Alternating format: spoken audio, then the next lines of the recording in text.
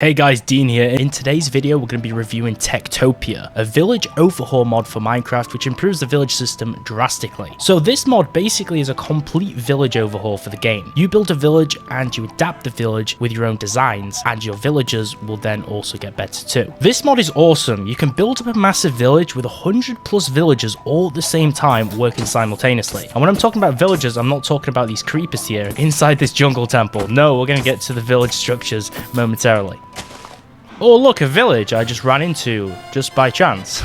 Okay, so we're in a village right here. So basically, the goal of this video is to showcase how to set up a Tektopia village, and I'm also going to show you an example village which has already been set up. Now, we can sell villager products to wandering merchants that we actually get from Tektopia 2, which is a nice little feature. And you may be wondering what these signs are. Well, I will explain those later in the video. Basically, the emeralds which we have, we can expand our village with, and we can build up new structures, acquire new villager professions, and build out our village. And we have to protect our village later too from evil minions and the Necromancer who's going to try and ruin our work. Now you can see in the distance some villagers in the houses. They look a little bit different typically to the normal villagers, right? Well, we'll explore that soon too. Now this mod has an in-depth leveling system for villagers which involves a full education and training system to make them improve in their crafts and their professions. There's also a pathfinding system which allows all these villagers to move around and do their thing and get around blocks which obstruct them and buildings which are standing in the way. You'll notice how they move around is actually really impressive. And there's also male and female versions of villagers, so no longer do we have to have those normal villagers with the generic brown clothing and those big noses. We actually have some variation in the villagers now, which are pretty cool. And you can see they have quite impressive animations, and they have a few different pivot points where they walk around and look a little bit different to normal villagers, but in a good way. When they perform actions now, they do have real animations which are in relation to that task they're performing. So this guy's actually using a hoe and actually using it on the ground for his farming stuff instead of just sitting there and breaking blocks like in normal Minecraft. And they have a task over the head, and sometimes it displays an item to kind of give you an idea what they're actually doing. Now there's a few different villager types in this mod. We have the bard. This guy entertains people in the village and plays music, and you can see they also have randomized names when they spawn too, which is pretty cool. Now this guy's just gonna go and be an absolute menace and play his terrible music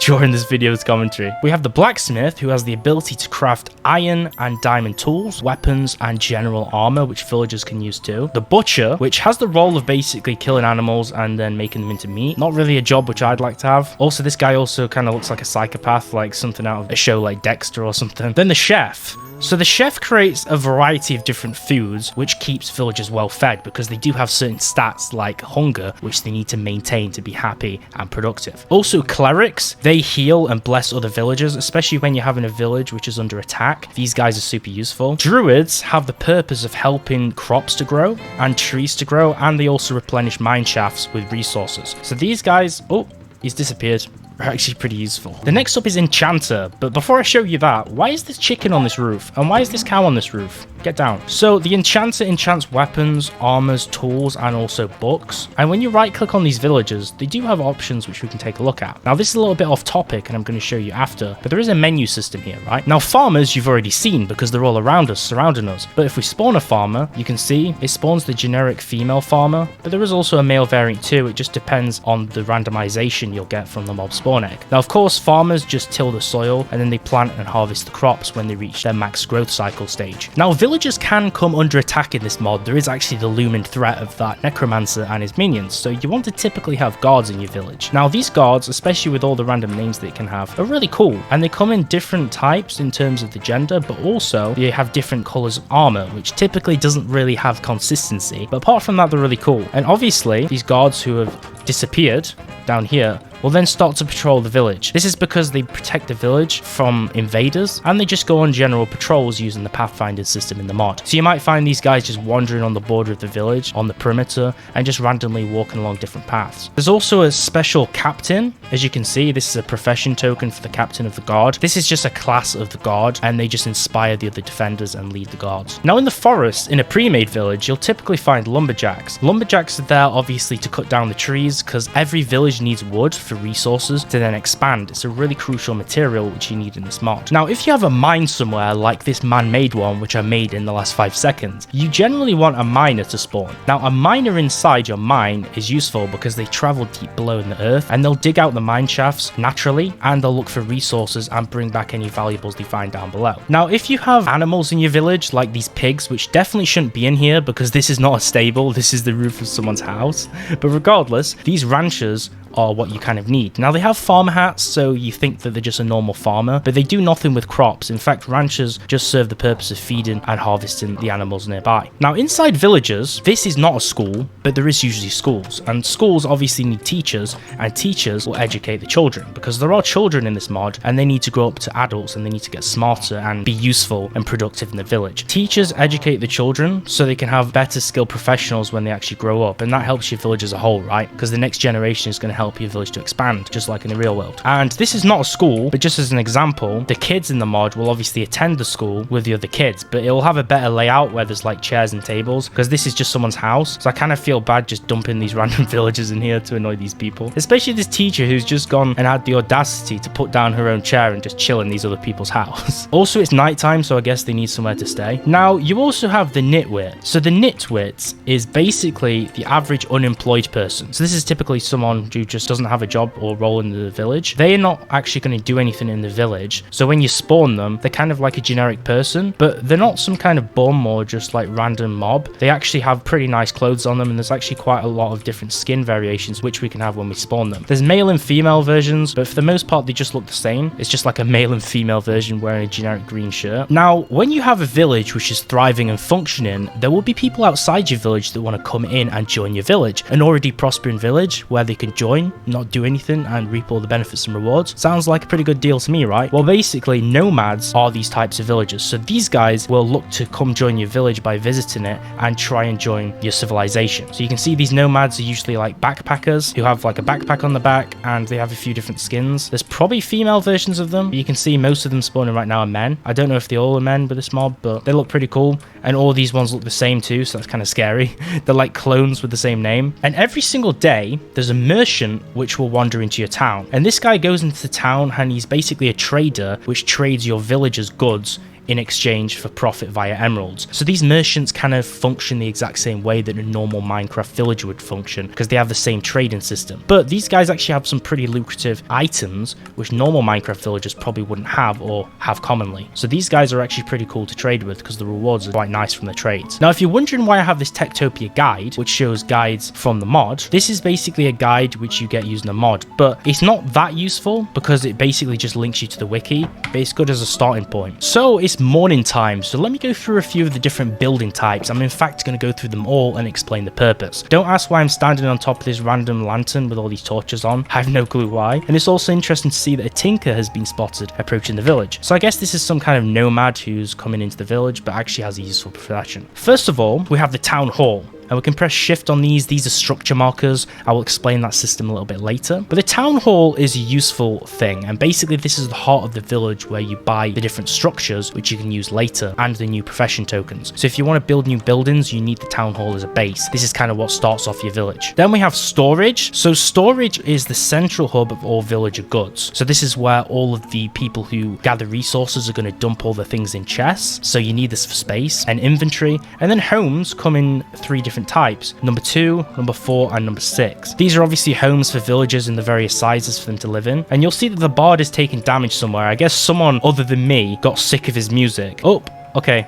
I think this guy's going to die if this poison kills him. Then we have the mine shaft. So the mine shaft basically is a tunnel below the ground, and this is where miners will dig up valuables. So this is what you use to have a mine shaft start to get constructed. Then the smithy. So the smithy item is obviously where the blacksmith is found around the anvil where they're crafting things. The cow pen is where ranchers are, and they raise cows and collect buckets of milk here. And ranchers can also use the sheep pen to feed the sheep and shear wool. So that's where you'll get wool from too. The bard got killed by starvation damage, so I guess that's the hunger meter which comes into play here, which I mentioned earlier. So first up is the pig pen. This is going to be where pigs are, and ranchers are in these pig pens. And the chicken coops are where they will tend to the chickens and gather dropped eggs. Then we have the butcher over here. So this is where animals will be killed for meat and the butcher then brings it back to the storage place. The kitchen is where the chef cooks the meals in the village. The tavern is where villagers just go to party. This is where the bard usually typically goes to at night time, where he plays his annoying music. Obviously, we've got to dump him somewhere where he belongs because nobody in the village wants him. And our bards just died from starvation, so I won't be spawning a second one. Then we have the library. This is where the villagers are turned into more skilled villagers. They can learn and get education in this location, and this is critical for skilling up the citizens with the leveling system. The school is where teachers will teach the children, which I showed you earlier. The guard post is where we have key patrol points around the city, so when we have different posts, the guards will go in between these posts whilst they're patrolling, and they'll be centered around them. And the barracks is also a key fundamental here because the guards will sleep and train within the barracks, so that's where the guards improve their skills and also where they sleep. And the last one is the merchant stall, and that's where the merchant, which I showed you earlier, which has those normal villager trades, that's where he wanders around when you actually want to trade with him. That's where you'll find him. Now, this was easy to show you all the features because this was a pre-built Minecraft village. That means it was generated like a normal vanilla village. So in Tektopia, instead of vanilla villages being generated automatically, it will generate a Tektopia village with all of the buildings and structures already kitted out in it. But if you want to build your own village, it's a manual process. Now, these are what are called structure markers. So these items in the item frames that I mentioned earlier are those structure markers I showed you to mention what the different buildings were and what they did. Basically, these are placed in item frames above or to the left or right of a door. And basically, these tokens are what you use to mark what a village is. So these structure tokens kind of tell the mod what that building is going to be and what the purpose is going to be for it, and that's why you need them. To create a valid structure, you'll need a wooden door with an item frame and place the structure marker of what you want it to be right next to it or above it. The inside of the structure also needs a flat floor in it, and the base of the door needs some kind of roof block covering it too, and a roof to tell the mod that's actually a completed building which you can use. Now, once you actually put this structure marker in place on the item frame and you have a building which is suitable for the mod to use, it's validated by the village and it will glow like it is now to let the villagers, which are the mobs inside the village, know that they can actually use it. Your options are find a naturally spawning village. This is the town hall, which is the main structure. Now I will show you how to build one, but the town hall, we have the architect inside and we have the tradesman. When starting your own village, you can also take pre-built structure markers from a village and use them to create your own. But one thing you have to realize is that the tokens that you take will only work with the town hall they were generated with. So you need to take the town hall marker too to make sure that it works. If you try to take these naturally spawning tokens and mix them with a village which you've already started building, they won't work together. You have to start with these tokens, and that means all of them, including the town hall, when you're making a fresh village from scratch. So we have the architect and we have the tradesman. This is where you can buy all of these different tokens for the different mobs and also the structures over here, which we can place above the doors. Now, luckily for us, this village kind of has nearly everything we need. Now, we are basically the mayor in this village in the Tektopia mod, so we kind of grow the village and decide what we actually need to expand it, which is a cool thing. So if we want to expand our village, we need to buy profession tokens, and we get these from the tradesman. So what I'm going to go ahead and do is I'm going to spawn some of these tokens because I've just showed you how to acquire them. And down here, we have all these profession tokens, and I'm just going to go ahead and I'm going to turn a lot of our different people in our town into all these profession tokens, or into the professions using these tokens, because all you simply have to do is go find a villager who's basically useless, right, and turn them into something useful. We'll spawn villagers without a job and we can make them into a job, right, using these profession tokens. The easiest way to do this is if we have a nomad who comes into your village and then we turn them into something, and we can right click on this person with no job like I just did, and we'll turn them into a butcher. We could also alternatively right click on a villager who already has a profession. For an example, we just have too many farmers in this village, so I'm just going to turn the farmers into different skills. We're going to turn some of the guards into miners, some random people with no job into a chef. Now, the funny thing is, which makes no sense, is almost like magic. If we right click on someone like this guard here, if we right click on him, he just turns into a child. Like, you can convert full-grown adults into children. Like, it literally makes no sense, but it's hilarious. Now, don't go thinking you can use them on animals, because we can't turn a cow into a lumberjack. That's not how the mod works, unfortunately. And we'll jump from the skies. and turn this guy into a lumberjack. Oh, we have some love hearts somewhere. Something's happening in here. I shouldn't have walked in here. Oh, we'll turn that person to a teacher. Okay, so you get how it works, right? That's how you change professions. So those structure markers which I showed you earlier, which we can acquire from the tradesmen in the town hall, these are what we need to build out new structures and add new structures to our village. We can actually design the building shape and the interior style any way that we want, as long as it beats the building requirements as a completed structure. All that we really are required is just buy the marker which I have in my inventory, for example the school, and then place it in the item frame as above. So I'm just going to go ahead and place this school one here, and it glows blue, and that means it actually works. So now this is a functioning school where this teacher, or any teacher I guess that goes in, and these kids can actually use the school structure. Now you saw this had an icon above it, meaning that I guess he's learning or something's happening, and this will now work. One thing that I realized is this mod is kind of like The Sims. If the village you run into doesn't have a storage structure, I just go ahead and make one of the first buildings a storage structure. Also, you'll notice that clerics can heal themselves too. This cleric's getting attacked by a zombie. Now, the cleric's actually a really useful mob, so I'm going to go ahead and kill this zombie for him, because apparently the guards don't want to help him whatsoever. Damn, it takes so long to punch a zombie, I forgot. Oh, more zombies are attacking him. I can't be bothered, it's his own problem. Oh, damn, he's died. Okay, so let's go ahead and take an item frame, and we'll put the item frame on this door.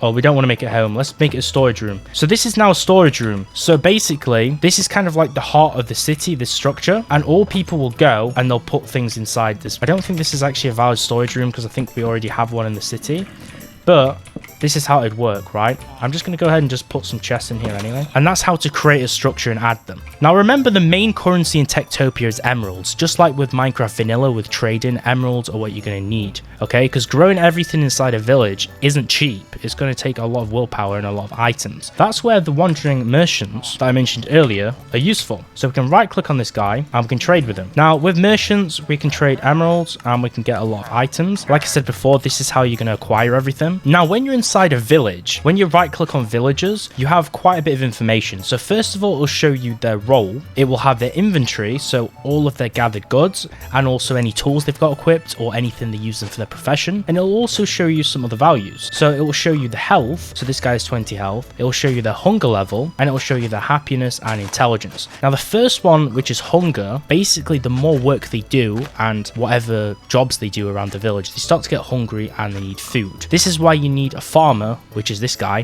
who gathers food and harvests crops. You need a butcher who gets food from animals, and you need a chef to prepare that food. These are all vital to your village's ecosystem, and this is important, otherwise people will start to starve, as you saw earlier in the video with that bard. When food is created, it gets taken over to the storage system in the village, and all villagers will retreat to the storage to get food and feed themselves automatically. So you don't have to feed people like babies, they will do it themselves. You just need to make sure there's an ecosystem around there to actually create food and supply it for the village. Then we have happiness. So this happiness level varies. Basically, as they work, villagers will get grumpy. So if they're working all day, they'll start to get really unhappy due to a few different reasons, right? They'll move slow. They'll kind of skulk around and sulk around town, barely doing any good quality work. But if you want to improve the efficiency of your city and increase this happiness level, basically you can offer them better types of food. You can have a bard to entertain them inside the tavern. The tavern's a structure that can definitely improve with this, and they will socialize at night time with different people in the village, and that will increase the happiness level. Then you also have their intelligence level. Obviously, for an example, the school helps with this to improve children's intelligence and make them into better people or more smart people. The high intelligence value is something which is really good for the mod. Basically, the higher that their intelligence is, the faster they'll skill up in their current profession. They can't really raise the skill level above their intelligence value. That's nearly impossible. So you need to educate children in the school, and also for people who are already adults in the village, the library structure will allow you to make them smarter as well. So the school and the library educates people and makes this intelligence value go up. Now these profession skills go from 1 to 100. 1 is a novice and 100 is master of their trade, and daily jobs will slowly increase this number here and improve the efficiency of the village and their job efficiency in general, and it makes a large difference in the productivity of your village. So this is really important. Then we obviously have the name of the villager, and over here we have the tasks which you can actually enable and disable, so we can prevent them from doing certain things. Like if we're evil, for an example, if we're an evil mayor who wants to restrict people, we can tick off visit the tavern and just make them work all day. We can make it so they can't get educated in the library and just make them into a workhorse that just works all day. But trust me, the happiness meter is going to go all the way down if you do that. So I won't recommend doing that. But this is how you customize what the villagers specifically do, which is really useful. Now, there's a few different village visitors you'll get when you have a village, or when there's a naturally spawning village like this one, because I'm lazy to create one. So basically, we have the merchant, which I've showed you, and the nomad I've showed you, which turn up and then you give them a skill and they join your village. But then there's also the necromancer, which I want to show you soon. But one thing I forgot to mention with the merchant is you can actually sell the merchant villager items, and these are items produced from your village, like the ones that the farmers have, and these will specifically have a green name on them to show you that it's a village item. If you go ahead and creative and just spawn a carrot, we can't actually trade these with a merchant because they won't actually accept them. It has to be a green colored village item. So if you spawn items or have items from your world before you use this mod, that's why you can't trade them with those merchants, in case you wondered. And these merchants arrive every single day. Now, all of these visitors can spawn in the 4 separate corners of your village. So at each corner of the village's perimeter, which is around 120 blocks away or so from the town hall, that's the spawn requirements or the spawning conditions they can spawn under. Also, I just stole this carrot from the villager by accident. The merchant, for example, will choose one of the 4 corners to spawn at, and the necromancer will also do the same thing, and if any of them fail to spawn, it'll say that they've failed to find a way to the village. Now, there's also various commands in Tektopia. These are developer commands that were created for initially debugging the mod, for the developer to fix things and operate mechanics in the mod a lot quicker rather than doing them manually. And these are useful for if you're an OP on the server or if you want to quickly do things. Now, I'm going to leave a link below to these commands because I don't really want to cover them too much, but they're usually commands which start with /village, and then you can press tab to cycle through those commands if you want to test them out. But I'll leave the link in the description so you can check out those commands below. This will be a link to the general Tektopia wiki and guide, so you can go over the things I've covered in the video if you didn't understand them and read them in text form. This will also show all the commands and explain how they work and what the purpose is too. So the last part of the guide is to cover none other than the most powerful and dangerous mobs of Tektopia, and that's the Necromancer. As your village will expand, this is a healthy sized village, kind of small at the minute, this natural village, you can be visited by these 3 mobs which I explained, right? As the population of your village grows and the buildings expand, basically the power level of the Necromancer, which has the potential to visit, increases. So in relation to your village size, how it's doing, and the population density, that will determine how powerful the invading Necromancer is going to be. And he can spawn anytime. He could spawn during the day, he could spawn at nighttime. At nighttime, he has a 2% increased spawn probability. Now, every 3 minutes in game, which is around 3600 ticks, this guy has the chance to spawn near the village, and he has a few different abilities. So let's just go ahead and summon this guy, who's an absolute menace, and you can see this guy over here, and he's already spawned a husk over there. The Necromancer has a few different powerful abilities he can do. And if a villager dies, necromancers near the village can no longer perform any of his abilities. So you can see we have outlines of these villagers over here. A lot of them are getting killed by these zombies, but this cleric is healing them. Like I mentioned earlier, the cleric heals them. We have guards who are going over to attack these zombies which he spawned. But for the most part, the necromancer's kind of gone around and just hidden from sight while he causes absolute mayhem in this village. He summoned those undead over there. That's actually one of his abilities. The necromancer himself's hiding below here, where people can't get him. They're focused on the zombies, but he summoned undead, and he uses magic to control undead mobs that he counters around him. And these encountered undead he can actually control, and he can also spawn them around him too in your village, like he did with those husks which are preoccupying these guards. The summoned mobs, or mobs which he controls that have already spawned, lose their normal AI sets entirely, and they walk ahead of him, clearing the path, attacking the villagers in order to enable him to attack and cause damage. Now you see the guards are attacking him now because he has no undead to actually distract them, so that's causing him a problem. But the more he summons, they run off and prioritize attacking them first, which leads him to just cause more destruction. Now this guy has a link, which is the soul link, and he can target animals and minions through this. And this is a ranged attack which shoots out dark energy, and it rebounds and returns with a skull back to him, which is linked to that mob. You can actually see this spinning around him from behind, or you could until he randomly just got killed. And you can see his animations and particles that come off him are absolutely awesome. So these skulls kind of just rotate around the necromancer, and they actually offer him protection in combat. So this is what makes him powerful and more resistant to village guard attacks. And any damage taken after this soul link is done is absorbed by this specific skull. So you can actually absorb damage using this, and it gives him an additional 25 health points of absorption or protection. And any creature which he targets with this, the Soul Link ability, has their health dropped by a complete 50% drop. So it slices the health in half. So it's a pretty powerful thing. But killing the mob, which has already been targeted by this, causes the linked skull, which protects him, so this thing spinning around him, to vanish. So it removes his protection.